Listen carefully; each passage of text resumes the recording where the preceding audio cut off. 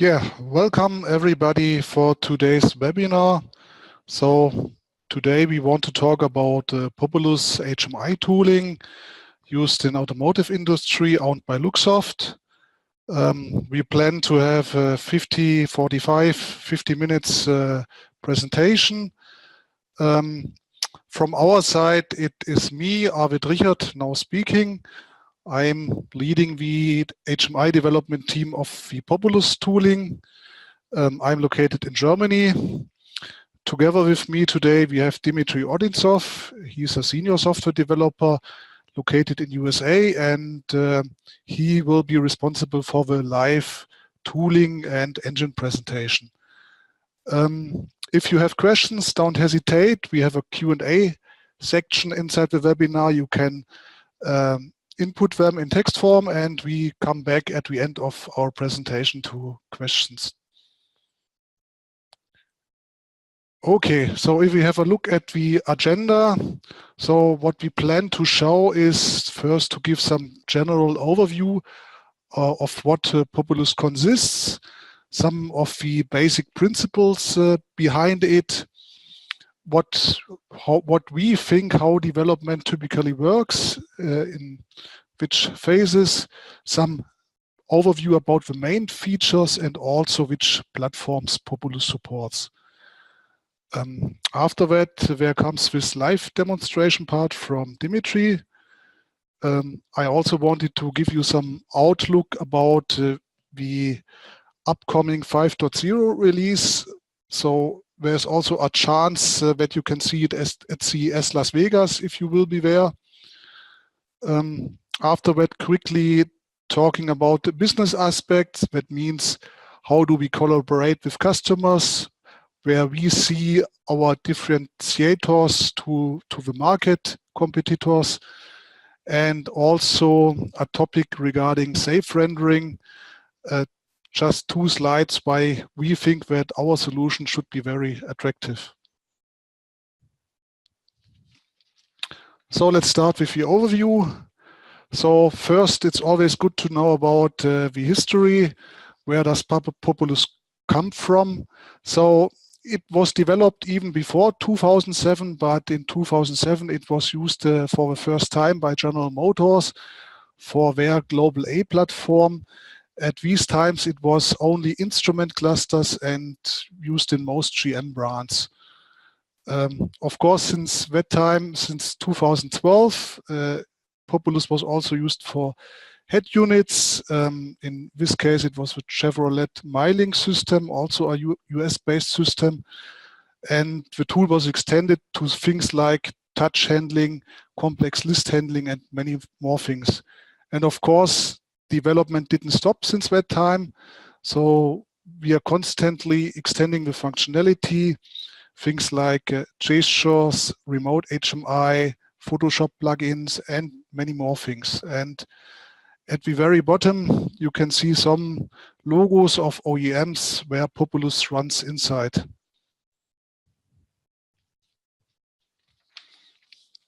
So if we have a closer look, what are the insights of Populus Suite? So it is meant for rapid HMI production, and for this we have a built-in reusable widget set.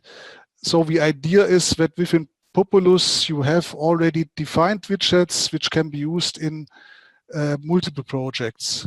Together with the installation kit of Populus tooling, there comes also some demo projects and some sample graphics which you can use as a starting point or as a reference. Populus runs on many platforms, so we have already support out of the box for many platforms, and this is constantly growing. So the latest example would be Renesas D1 M1A platform, and it has to be said that it is easy to adapt to new platforms.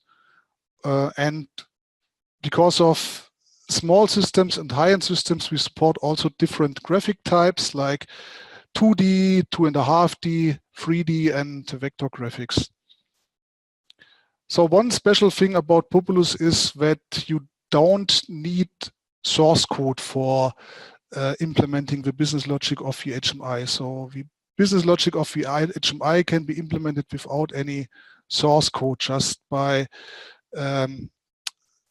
graphical editing inside the tool.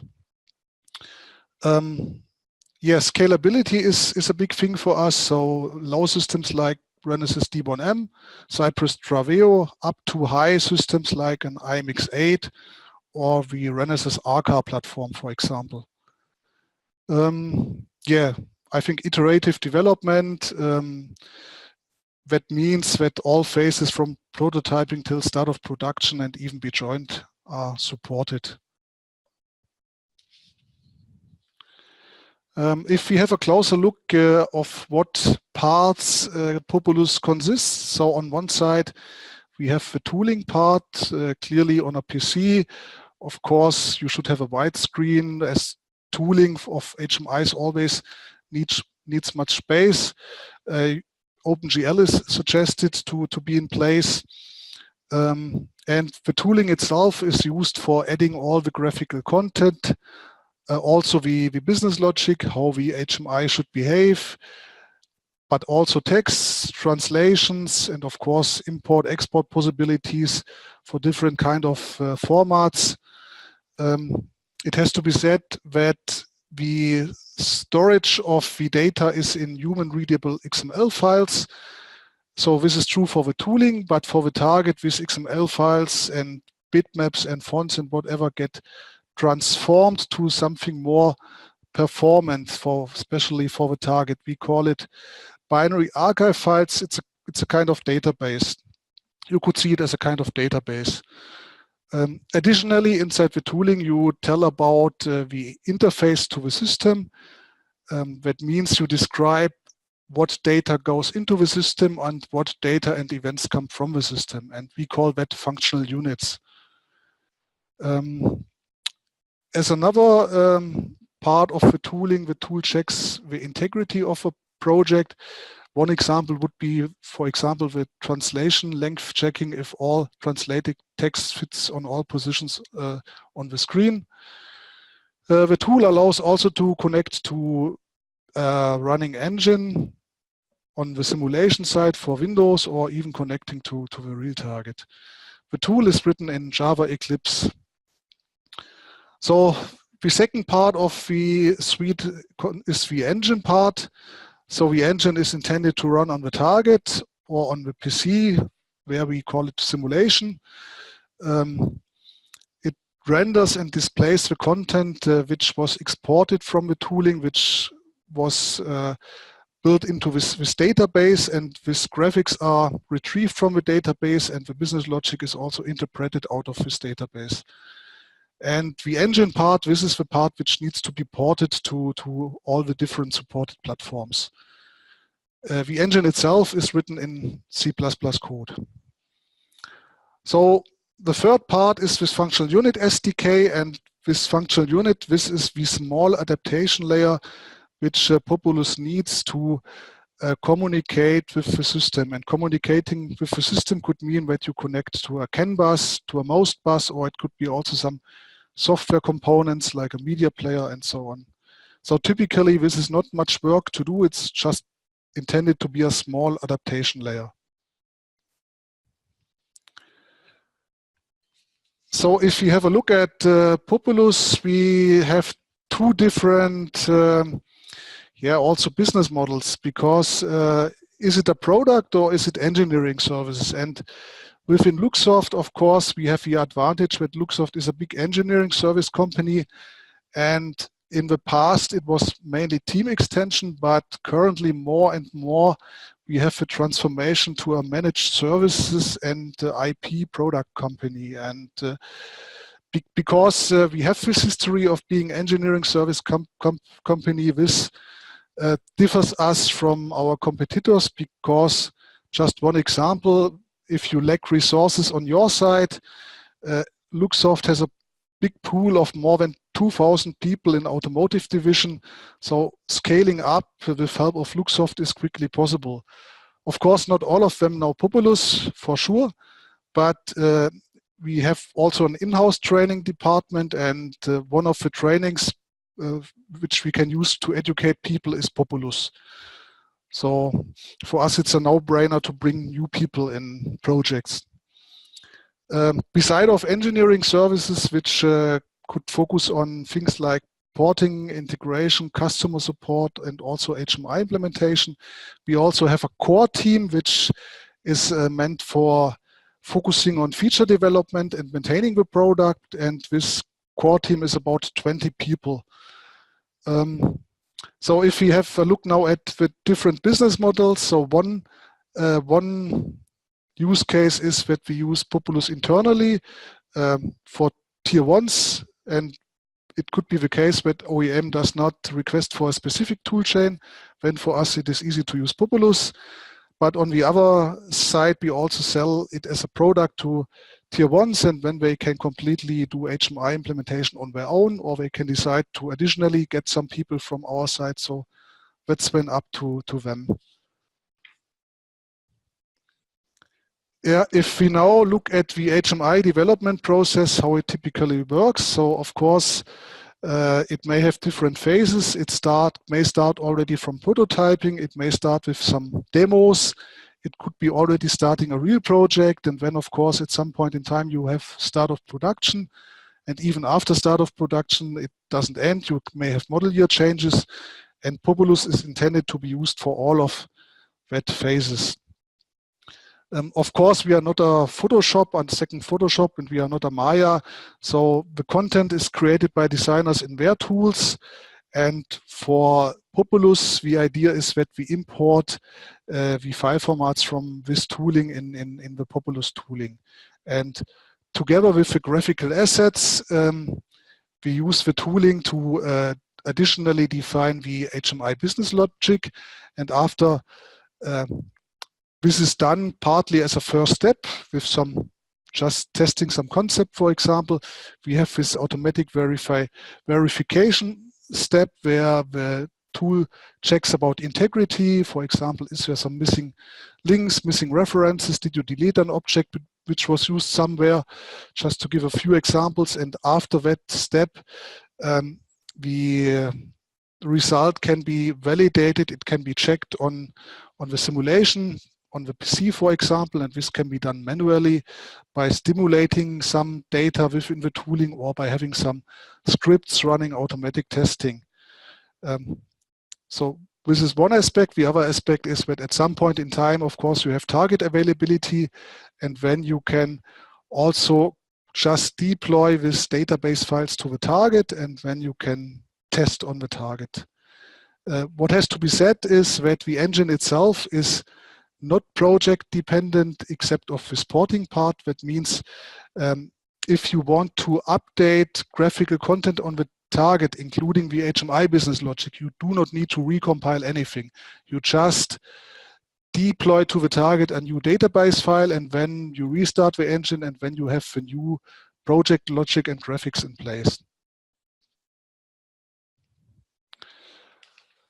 So in this slide, you can see that Populus can run, of course, multiple displays. Here in the example, you see an instrument cluster and some head-up display. And we also have special techniques to cope with this head-up display problem of the curvy windshield to compensate for that. It's not a problem for one engine to drive multiple displays. It's also possible to have multiple engines driving multiple engines. So that's one part of our system architecture. The other part of the system architecture is that we communicate through these functional units with the underlying system or with the bus systems. So one example of a functional unit could be car functions. Another example could be a media player, and it's also possible to have these functional units distributed between different systems, like the car functions could be hosted on the instrument cluster itself, while the media player is hosted on the head unit, for example.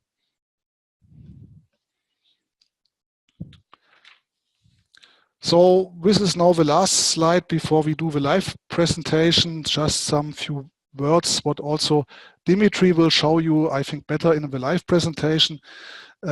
So this is how the tooling looks like. In the middle, we have, you can see here a CD player example. So this is a head unit based example, not an instrument cluster. You can see some button widgets. You see some text widgets with some dynamic text. You can see that the play button is selected. On the left side, when you can see a detail view of this play button, I think nothing unexpected inside, things like position, sizes, colors, bitmaps, and so on. You also have a set order tree that means the drawing order, so which element hides other elements. There's a traversal order, which may be used on systems with rotary knobs, for example, to define the focus order. On the left side, you see another aspect of the tooling, the aspect where you describe the interface. And in this example, you see a CD player interface where you have some functions which could be triggered by HMI buttons, for example. So the play button would trigger a play action. And in this case, you see the opposite side where the track number is coming from the system, and it has the value 6, and it is displayed inside here. So yeah, that was a quick introduction. Now I think it's time for Dimitri, for you to take over. Yeah, thank you. Hello, everyone. If you just joined in, my name is Dmitry. I'm working in the Populus team as senior software developer. I've been with the team for about 2.5 years, and I will be showing you the demo of how tooling today. So since Arvid already showed the screenshot of the CD player tutorial, I think it makes sense to explain a little bit in detail here. So we have a couple of different pages, and this is usually what you have in your HMI. You have different graphical states for your system, and you want to display different kinds of information in them and maybe have some interaction from the user side of it. So when you have this open, you can see a couple of different panels here. Each of them correspond to some specific portion of your HMI. For example, in this case, we have the interactive elements, such as the track list button and some buttons over here in the bottom. And to configure them, you can use the left side with the properties, and you can see all of the sorts of stuff that you can configure with them, such as bitmap that should be used, some events that should trigger when you click it, and so on. All information from your HMI is stored inside this DDH database that we use, and it's split between a couple of tabs for your convenience. So it is easy to find some specific information that you want to work with right now. From the bitmaps, for example, we have a couple of different, not only just single images, but also different states for the same image. So in this case, when we use this button bitmap, we have the default focus selected and disabled set. That means that when Populus detects that certain button is in the disabled state, it will just automatically use the disabled bitmap. So you don't have to configure all sorts of states and dependencies between elements. All the graphical stuff Populus would figure out for you. Like in 95% of your cases, that should be enough. Not only you can use just regular bitmaps, you can also apply some bitmap effects to them, such as colorization, alpha blending, and so on. This allows you to maybe have different skins inside your system, but you don't want to have a lot of different variants of the same bitmap. So you can just specify certain effects from HMI side and use minimal number of bitmaps, so you have less of a footprint in the system. From configuration point, you can also not only just configure each button separately. Not so long ago, we have added the ability to have multiple items selected, and you can just configure them side by side. You can see which options are different. You can just copy paste some options if you want to. So this all is pretty new, and it's pretty handy when you have to manually control how certain items behave. Also, well, if we're talking about the positioning of items, you don't have to lay them out on your own, like to have them some static positions. You can also use different types of layouts that are supported within the system. So you can have them stacked on top of each other. You can have them side by side. You can say that you want to, for example, to distribute them horizontally, so they automatically align in position here.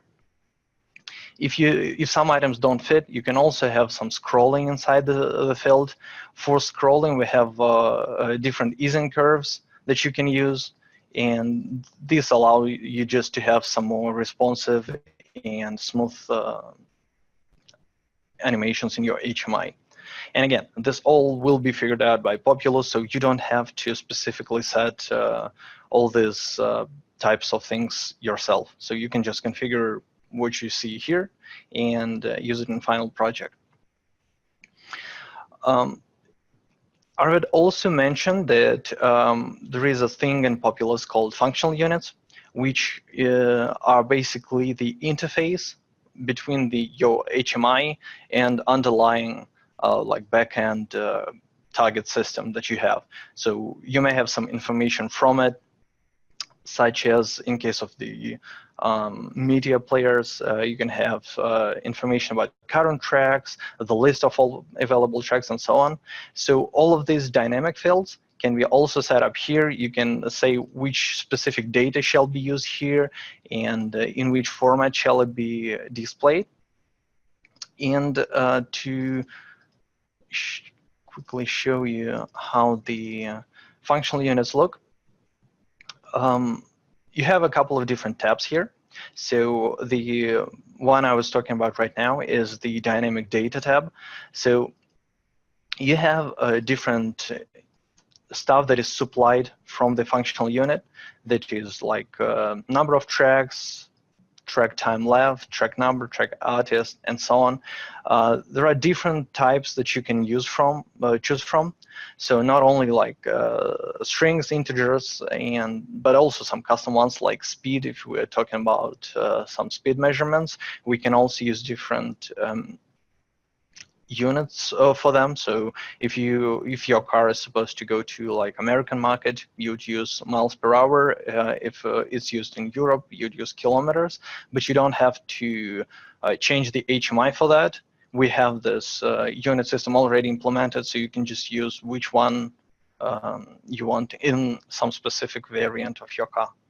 Also, we have some custom types like bitmaps, so you can just stream some image from your functional unit to the HMI. And this allows you to also have some portions of HMI that are not only drawn by the Populus, but also use some additional graphics from your system. Maybe it would be a map widget or something else. Apart from the dynamic data, we also have events. These are triggered from the functional unit, and they can be hooked up to certain things, certain events inside your HMI. In this case, in CD Player, we have the event called CD read error, and that would prompt a pop-up appear inside the player itself. So this is one form of communication from the functional unit to HMI that doesn't necessarily have some data with it, but it triggers some event that could then be used in your HMI. Also, we have actions. This goes the other way. So if you have some action set up in your HMI, you may call it, and the Populus would would communicate with the needed functional unit and tell it to do something. So this can be just simple actions that don't have any specific data attached to them, or they can be value actions like select track. We want to select some specific one. We send the number, and it will be processed on the functional unit side. We also have some indications here. These are basically Boolean variables that functional unit can report to the HMI. they are separate from the dynamic data because we can pack these together so they take less traffic, and yeah, we can more efficiently use the network connection that you have on your target board.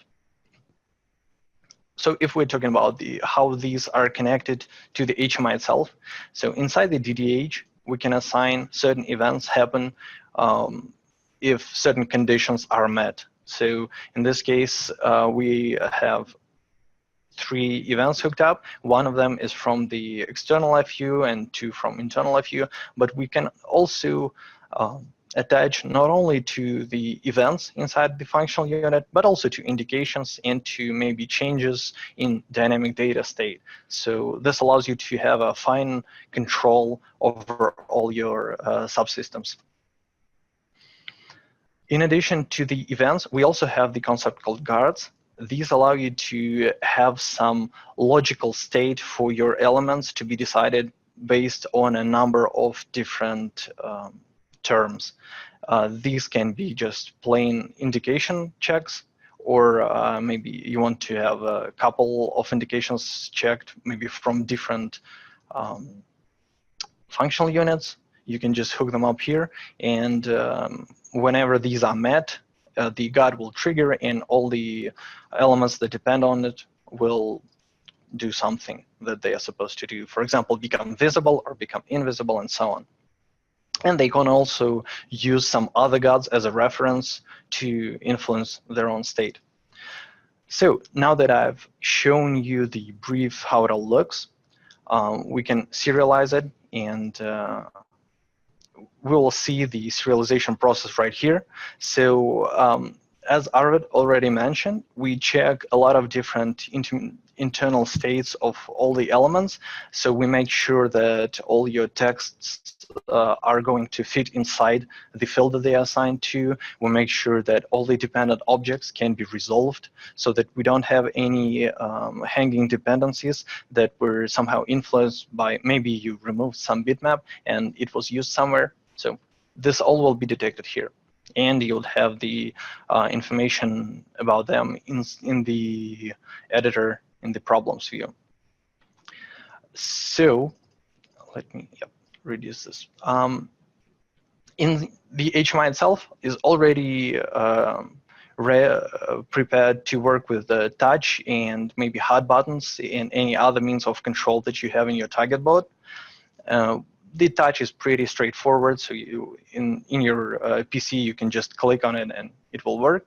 But all of the external stuff that you probably don't have on your desktop PC when you're designing the HMI, you can also simulate it. For that, we have the concept called faceplates. So you can upload some bitmap that would basically correspond to how your actual panel would look like, and you can designate some buttons or maybe rotaries or switchers on it, so you can interact with them and see how the system would behave if those are clicked. So if you don't have these, it's okay. You can just use the plain Populus engine part without these, but you can also customize it so you have more ability to simulate how the system would behave on your target board. To to implement the functional unit logic, you need to somehow generate the code for them. So we have the FIL. So this is the implementation for your functional units. So this is the interface layer. We can choose for which functional units we want to generate the interface and implementation. We can select those. We can call like the class, show the directory, and we can select which language we want to generate. So our functional unit SDK comes in 3 languages, that is C++, Java, and Python, and we can generate our functional units with some stub implementations in all of these.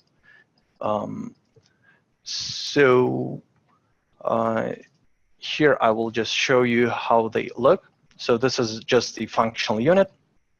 Or if we were to check some specific one, so this one has just stub implementations for all the actions and for all the data that is available from this functional unit. So now, let's continue.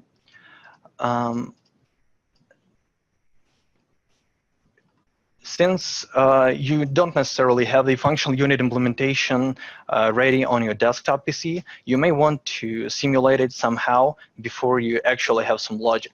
So for this, we have a couple of ways to do that. Main one is the DDH runtime simulation. So you can, let me start it. Yeah, you can have your HMI running as just separate application. You can connect your editor to it, and it would also send all the functional unit data that you want to simulate on the target. So here we can see that there are some gauges, and we want to influence those. For example, for current vehicle speed, we want to change it, and yeah. And so, yeah, we just see that it changes automatically. As I mentioned, for all these numerical changes in your HMI, we have some easing algorithms that not just instantly translate one position to the other, but it also calculates all the intermediate states, and you can see them simulated here in the background. So this is one way to do it. We can also write some special scripts if we don't want to have this stuff done manually. For these, we can write different kinds of scenarios that we want to test. In this case, I'll show you the gauge scenario that would just simulate some positions inside the HMI. So this just loops through the same cycle of positions.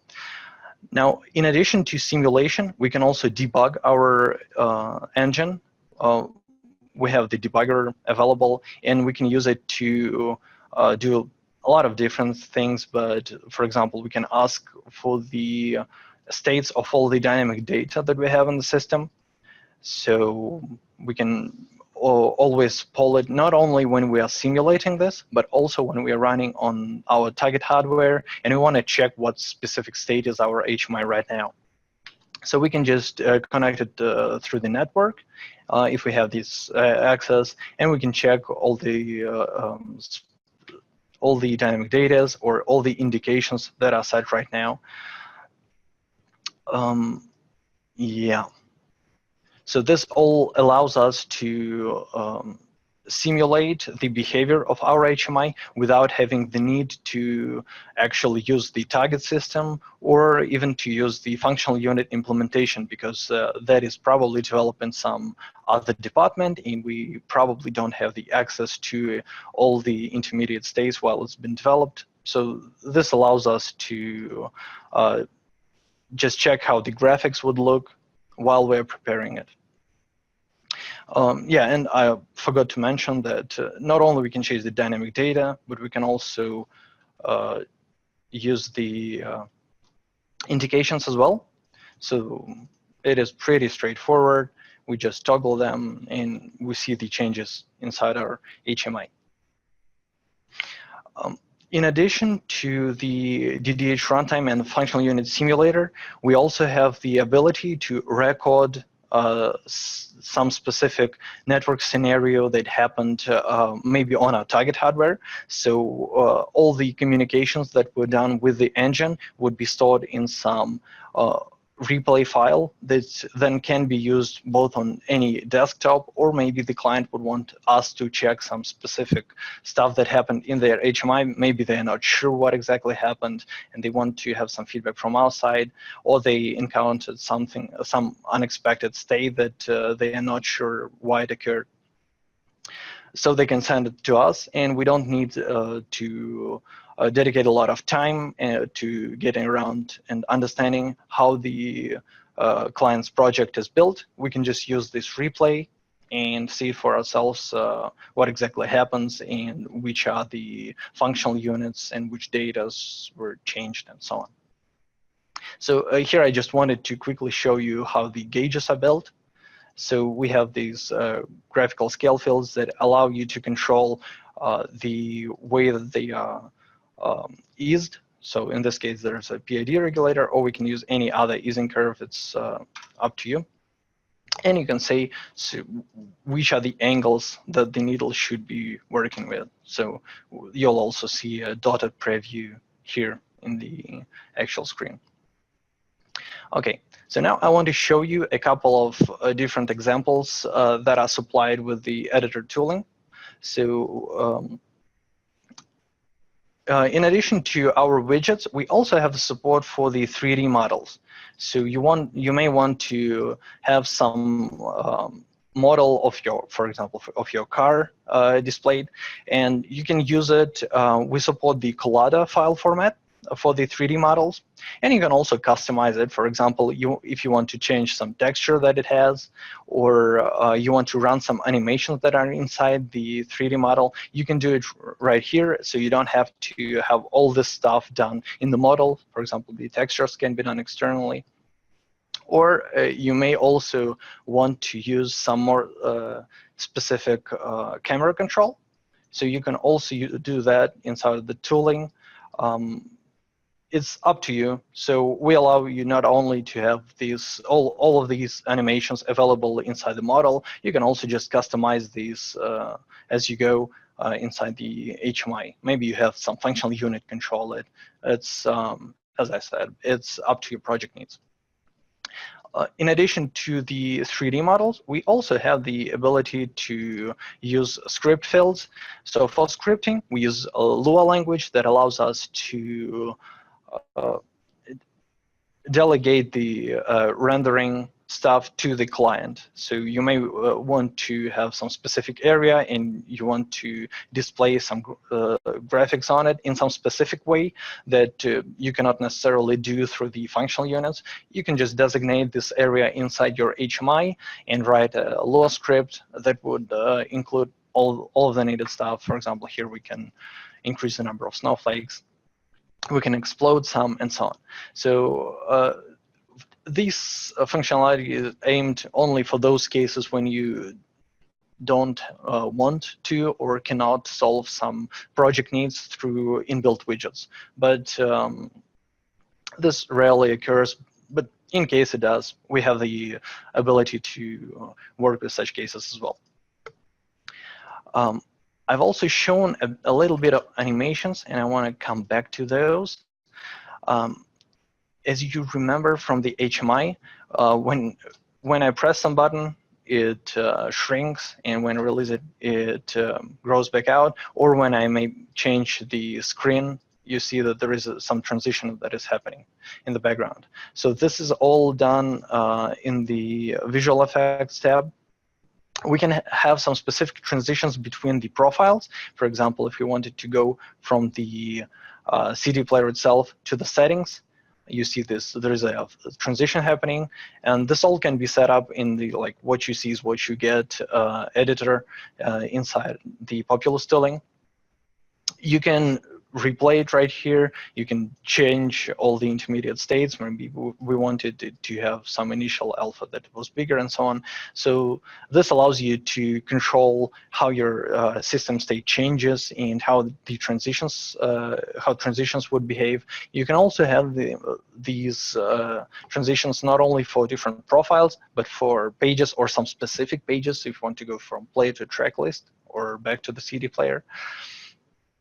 Also for the pop-ups, if you have something that should grab user attention, you can customize how they should show or hide. In addition to transitions, you can specify some smaller ones, small animations for example, button presses, and some other stuff, maybe some specific state changes.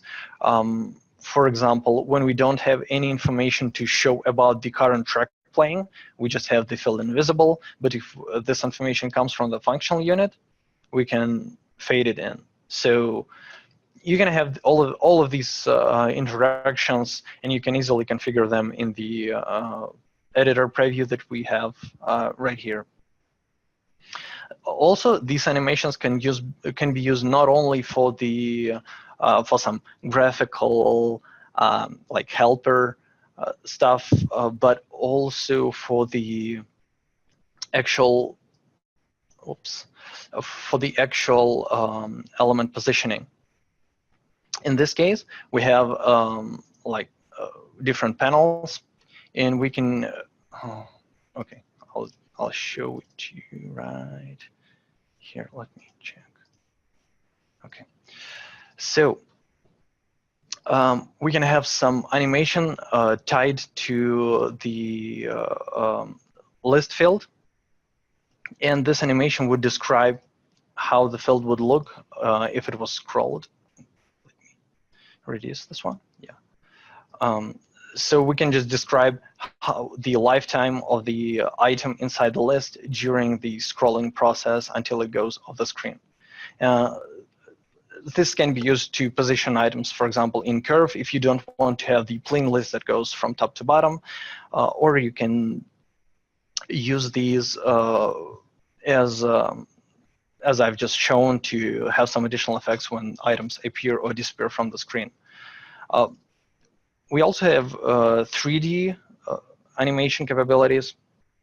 So in this example, we have the carousel of the list items, and we can scroll them. This is all done with the Populus engine, so you don't have to create some specific bitmaps or anything else.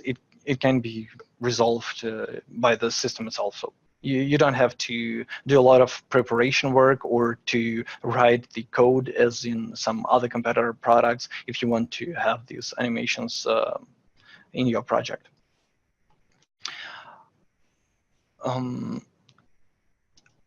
In addition to the dynamic texts that I've shown you with the track information, we have added ability to customize how the static information looks like. In this case, we have just CD player right here, but we can modify it to not just be a CD player, but maybe some additional stuff. So like we'll have the format that would go like demo, and then our static string that we want to use. So if you're okay, you can see it right there, demo logs of Populus training. So this functionality allows you to have more control over how the text inside your HMI is displayed, and it makes it possible for some, again, fine-tuned control over the way that your system looks like. As I've mentioned, we have the ability to designate like gauges and stuff. And in this case, we're using the raster bitmaps for the pointers, but we also support OpenVG API graphics that allows you to have your pointers or indicators done in SVG format, in vector format. And if your platform supports OpenVG, you can just utilize it to have more sharp images for your pointers, and they'd be probably more responsive than any raster images would be. To reduce the footprint of the target, we allow you to compress. We have several compression techniques inside our image preprocessing plugin. So it can apply different formats to your bitmaps in the project.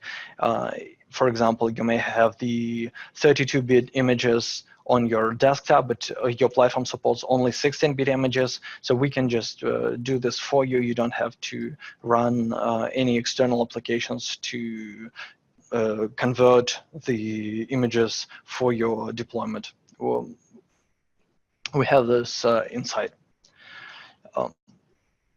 And just to show how complex and how effective our product is, I will show you the demonstration that has a lot of visual stuff, visual effects applied.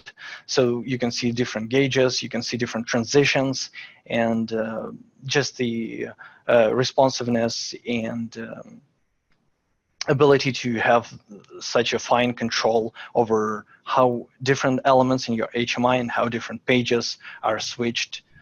That is pretty easy to do yourself. And again, all of this stuff is included inside the editor, in Populus Editor install kit, so you can install it for yourself and see how they are built. And with that, I'll give you back to Arvid to continue with the presentation. Thanks. Yeah, okay. So thanks, Dimitri, for the live tooling presentation. So let me share once again the PowerPoint presentation. So yeah, Dimitri already showed some of the features of the upcoming 5.0 release, where we will have a closer look now. So the goal of why we did start with 5.0 release was that we wanted to further increase productivity. We wanted to have a more modern UI and user interface of the tooling. And one of the concepts which we introduced is this new property view. And as we have seen in Dimitri's presentation, you have this side-by-side comparison possibility. You can also edit multiple elements at the same time. So this is very comfortable. Beside of that, we have a feature which you have not yet seen. We call it DDH Explorer. It replaces this set order and traversal order view, and it leads to better clarity of the HMI structure. So how is the HMI structure built up? Additionally, Dimitri showed the expressions, and the idea behind these expressions is that it allows for more complex logic. Just some examples, like you can include if then else conditions, you can do switch cases, you can have arithmetic expressions, string manipulation things, and all this with textual description, and you don't need any scripting or source code for that. Yeah, so having a closer look at the business aspects of Populus. So let's start with how we collaborate with customers. So first of all, I have to say that customer support for Populus is available on all workdays, and we don't have any, let's say, holiday season where nobody is available, and this is because we have a worldwide presence that makes it possible that at some place in the world there's always somebody who can help with Populus. Additionally, we have installed a help desk system which is intended for the customer to report the bugs, to address his questions, to discuss questions, to ask for feature extensions. And depending on what the customer is expecting, it may be possible that he gets an experimental drop with some changes that he can do pre-testing and see if this drop satisfies what he expects. Typically, customers will receive new releases in a quarterly cycle. So every quarter we will have a new release of Populus. So that's the regular cycle. Depending on priority, it's also possible that we do a release in between. If a customer has some urgent need, that's not a problem. Typically, it has to be said that at some specific point, most likely close to SOP, the customer will decide that he now wants to stay within one release and he doesn't want to apply further upgrades to new releases. And that means for us that we will freeze this release branch, and the customer can decide what features or bug fixes he wants to be integrated into this specific frozen branch. So yeah, we have local presence in Europe, we have it in US, and we plan to have it in Asia as well, as we see currently much growth in Asia for Luxoft in general and for Populus as well. Maybe also interesting is that we have strong partnerships with tooling vendors like Green Hills for compilers, but also with CPU vendors like Renesas and Cypress. So yeah, what do we think? What is different in Populus compared to competitors? So the main aspect is that our idea of being able to define business logic without the need of a software engineer. That means no programming skills are needed, and our feeling is that this is true for 95% of the use cases. So we already built in functionality inside Populus should fit for 95% of your use cases which you have in the different projects. Of course, there's always something really project specific that would be the rest 5%, and for that we offer Lua scripting possibility. And Lua comes from the gaming industry, and we have chosen Lua because it is performant and it is compact. So it is something which also can run successfully on target systems. As we do not have much project source code involved, this is one reason why we think crash possibilities are reduced dramatically. So if you had these problems with null pointers and exceptions and whatever can happen if you do massive C++ development. Additionally, we have a safe rendering solution in place, and we have a free source model. We hope that this is also very attractive to the market.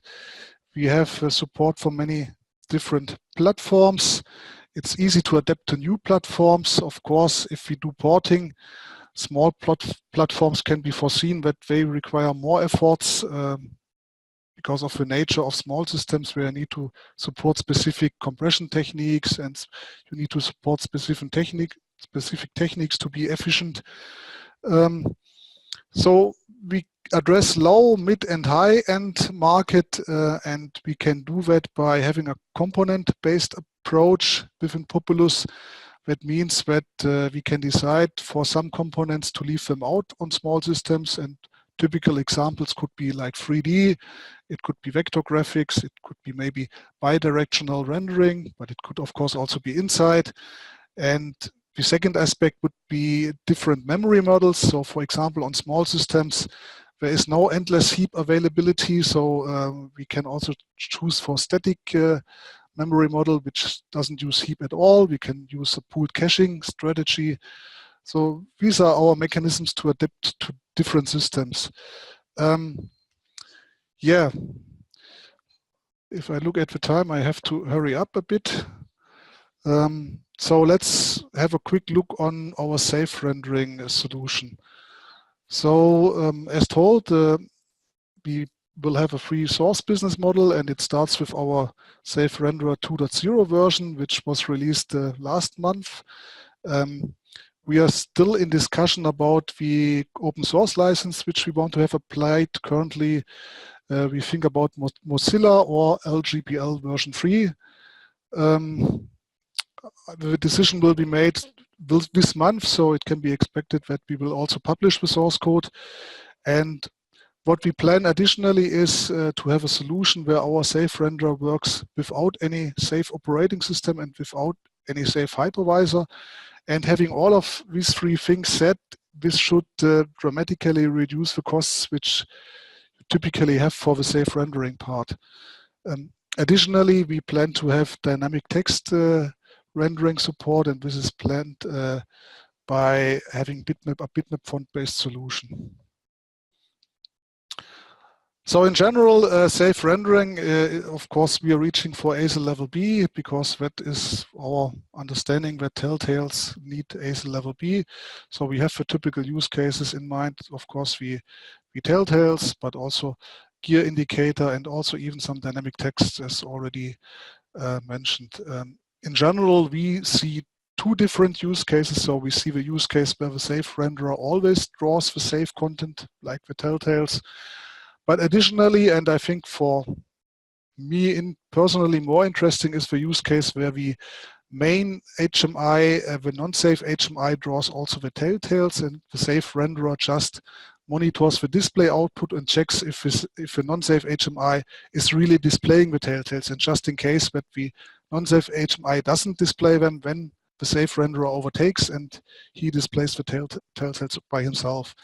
And this second approach is more interesting from my point of view because it enables seamless animations, it enables unsynchronized day-night and transition switches and this kind of stuff. Additionally, we will have tooling support, so the content which has to be displayed safe can be defined within a tooling. Also, the regions which should be monitored can be defined within the tooling. And also important nice thing is that the safe renderer can be combined with any other HMI technology. So what we currently have in mind is, for example, browsers, HTML5 rendering, which doesn't come with any solution out of the box. Yeah, so having that said, we are now close at the end. So let me quickly check if you have any questions already.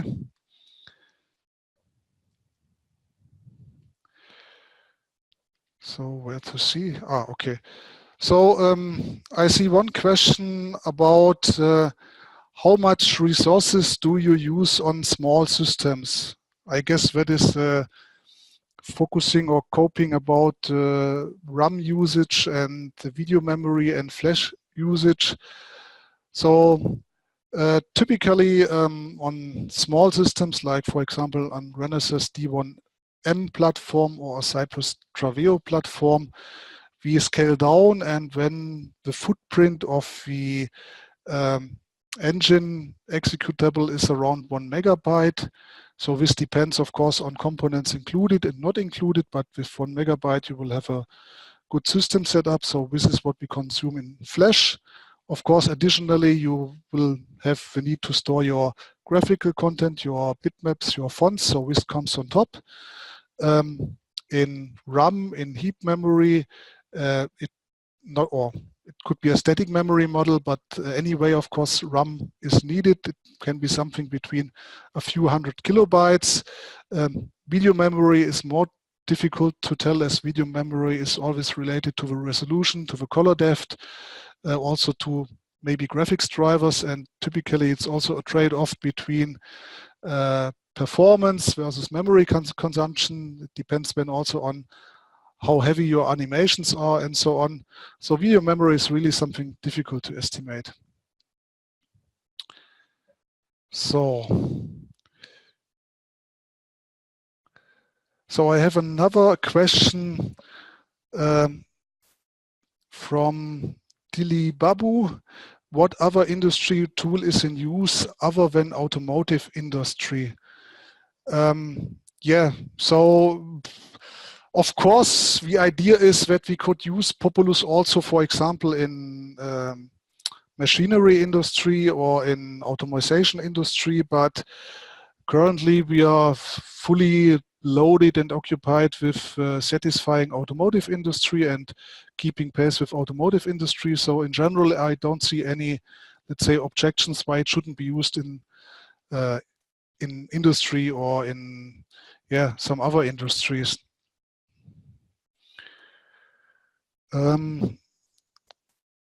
So there's an additional question from Mr. Chertkov. What signals can you process except CAN video camera? So yeah, as we told, we have this functional unit layer, which is meant to be an adaptation layer, and typically it just converts data which comes from CAN or which comes from most to the Populus engine and feeds it inside and vice versa. But of course, we are also able to render third-party content, and it could be video camera, it could be a map player, it could be something else, it could be even a browser. And this could be achieved by different techniques. One could be transmitting the image via shared memory. Another could be using some composition technology or some layer technology where just the content of the video is behind the HMI. That would be another example. So there are multiple possibilities regarding how external content can be shown.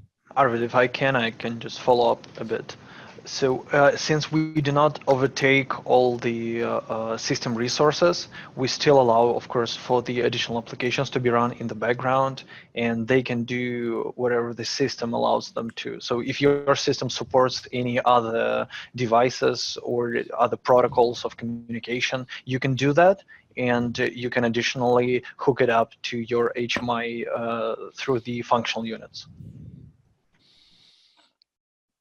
Okay. So maybe one last question, and when we are also near the end, and I wouldn't take too much time, be joined with 1 hour for your convenience.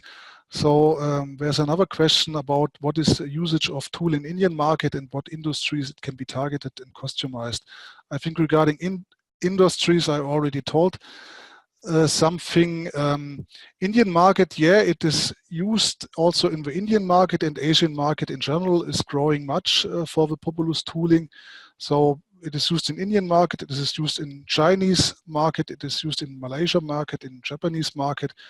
So we are not present in all these markets with offices, but we have a big office in Malaysia, we have an office in Vietnam, and the strategy of Luxoft is to open many offices in interesting locations within short time, and I'm pretty sure we will open more offices in many Asian locations within the next year. Okay, so maybe that should be enough regarding questions. I think there are even more questions, and we will try to answer them all in text form later. So, because there's also the question about downloading Populus, if that is possible. So from our side, of course, we are happy if you want to have an evaluation. This is not a problem at all. Unfortunately, there's no public download link, and we don't have it because you would need some introduction, you would need some start of kick-off workshop, else you get a tool and you don't know what to do with it. So how we do it typically, you request for an evaluation. It is for free. There's a 1 month period. Typically, we have this kickoff workshop. You get a contact person within Luxoft, which is meant to support you in this 1 month when you have questions, when you struggle at several points or at some points. And for getting this evaluation, get in contact with me. So my email address is on the last slide, or just use our website and a contact possibility to get in contact with us. You can also meet us at Populus at the CES Las Vegas, where we also show Populus. So yeah, so don't hesitate, get in contact with us, keep tuned, watch some news about Populus in future, and yeah, thanks for your patience, thanks for being here. I hope it was interesting. So for me, it was interesting to prepare and to make this presentation. Thanks also to Dimitri. And yeah, so the last word is to wish you a good rest of the day and enjoy the rest of the day. Yeah, goodbye.